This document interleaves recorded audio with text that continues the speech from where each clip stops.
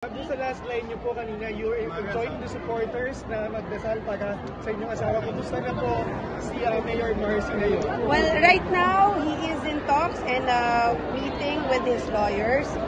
Pinag-aaralan nila yung move nila para doon sa nangyaring postponement or suspension ng proclamation niya. But yeah, we believe that the overwhelming votes that he got yesterday is a sign that the voice of Marikina people should be heard. Gaano tayo ka-optimistic ka? Sinabi niyo overwhelming yung votes sa tanggap ni Mayor Marcy na ma-overturn natin, makakuha pa rin ito. Wala.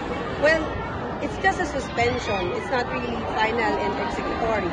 So, talagang kailangan lang siguro dumaan tayo sa proseso.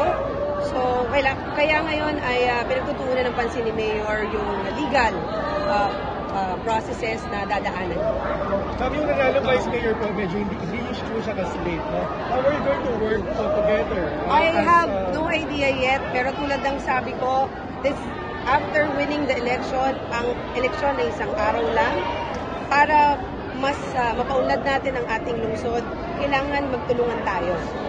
Hindi naman pwedeng lagi na lang tayong nagbabangayan. For the city, we will do everything that we can.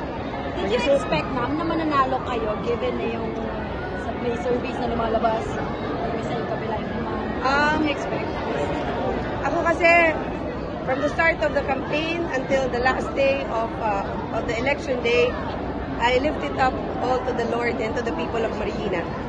So whatever the results may be, I will accept it. Ma'am, how are you feeling na after all the issues na binato sa inyo noong kampanya, binoto pa rin ng Marikina ang 2 Teodoro? Siguro nakita ng Marikina yung kabutihan, yung sincerity dun sa gusto naming mangyari sa ating lungsod.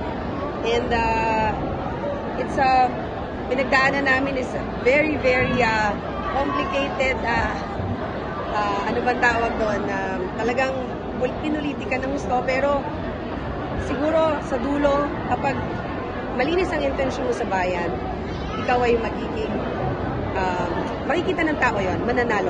Ito na ba yung most challenging na campaign niyo? Well, so far, si Mayor, kayong dalawa.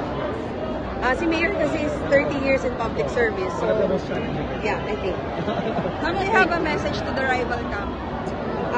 Siguro, it's not really proper to say anything right now because fresh pa yung elections.